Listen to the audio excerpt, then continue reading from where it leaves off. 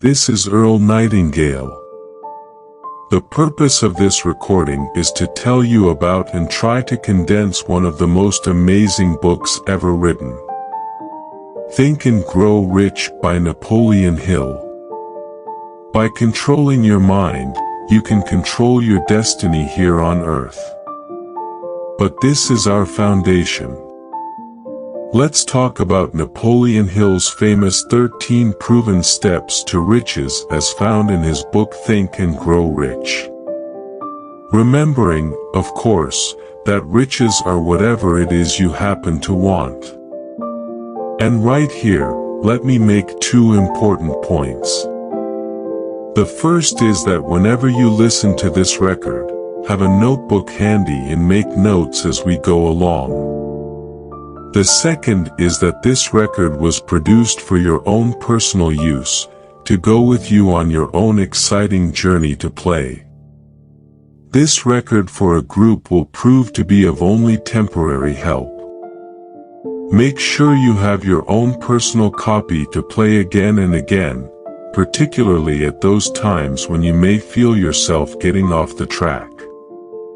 And now Napoleon Hill's famous 13 principles. You will notice that we have separated each principle by banding them on the record. In this way you are given quick access to any particular principle to which you may wish to return for reference. The first principle, desire. Here is the starting point for all achievement, the first step toward riches. But it's right here that we so often run into a stumbling block. A person will say, I know what I desire, but can I get it? We'll get into this business of doubt later, but once and for all, let's clear up this point. This point of whether or not you can accomplish that which you desire with all your heart. I think it was best expressed by Emerson, who wrote, there is nothing capricious in nature, and the implanting of a desire indicates that its gratification is in the constitution of the creature that feels it. In other words, you would not have the desire unless you were capable of its achievement. Each of us has a built-in governor, and our desires are modified by our abilities and leanings. Whatever it is that you desire with all your heart, understand once and for all that it can and should be yours in Think and Grow. Rich Napoleon Hill cites example after example of why your burning desire is nothing more than an accurate picture of what you will one day become. So right here, firmly established in your mind that which you desire more than anything else. 4. As Helvetius put it, by annihilating the desires you annihilate the mind. Every man without passions has within him no principle of action nor motive to act. A good way to determine whether or not you really have a burning desire is to examine the way you go after it. If you go after that which you think you desire tentatively, timidly in an attempt to play it safe, you don't have a burning desire at all. You can't get to second base if you keep one foot on first. But if you're willing to burn your bridges behind you and say once and for all, this is it. This is what I will do, and I will never retreat. I'll never go back. Then you have the sort of desire that can only end in success. It takes that kind of resolve to be able to keep picking yourself up after the falls you're bound to take. The only people who don't make mistakes are those who never try anything, the timid feeders in the lagoon who never venture into the broad deep sea beyond.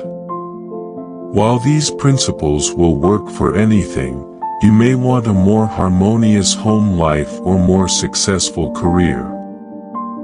For our example, let's say your desire happens to be more money to better care for your family and provide for your future years. To get your share of the prosperity that lies ahead, Napoleon Hill gives us 6 definite practical steps to follow. 1. Fix in your mind the exact amount of money you desire. It is not sufficient merely to say I want plenty of money. Be definite. As to the amount, there's a psychological reason for definiteness which will be described in a subsequent principle. 2. Determine exactly what you intend to give in return for the money you desire. There's no such reality as something for nothing. 3. Establish a definite date when you intend to possess the money you desire.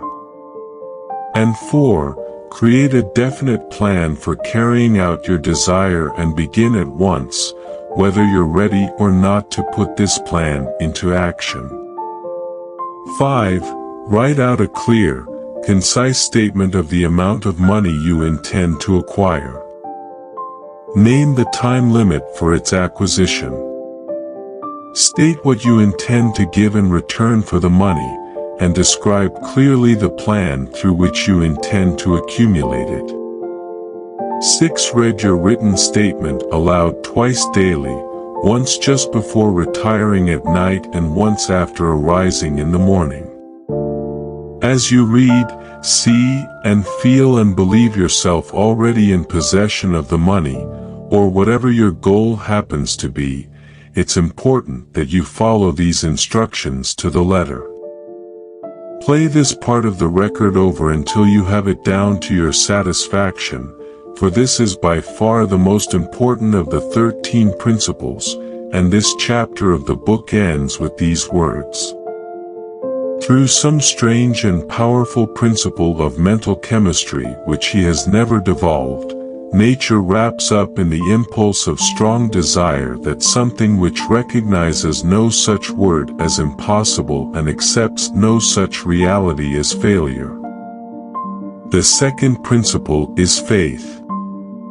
You never would have even thought of your main desire unless faith were tugging at your mind, and if you find it difficult at times to have faith in yourself, you can be certain that you can have faith in these principles. Napoleon Hill writes, "Faith is a state of mind which may be induced or created by affirmation or repeated instructions to the subconscious mind through the principle of conscious autosuggestion." Conscious autosuggestion simply means a suggestion by yourself to yourself, just as an autobiography is a biography written by the person it's about. By getting a mental image of yourself already having accomplished your main desire over and over again, you will muster the faith you need. Faith is vital to accomplishment, the Emperor Napoleon once said. All the scholastic scaffolding falls as a ruined edifice before one single word, faith. Pascal said faith affirms many things respecting which the senses are silent, but nothing which they deny. It is superior to their testimony but never opposed to it. Goethe said epochs of faith are epochs of fruitfulness, but epochs of unbelief, however glittering, are barren of all permanent good.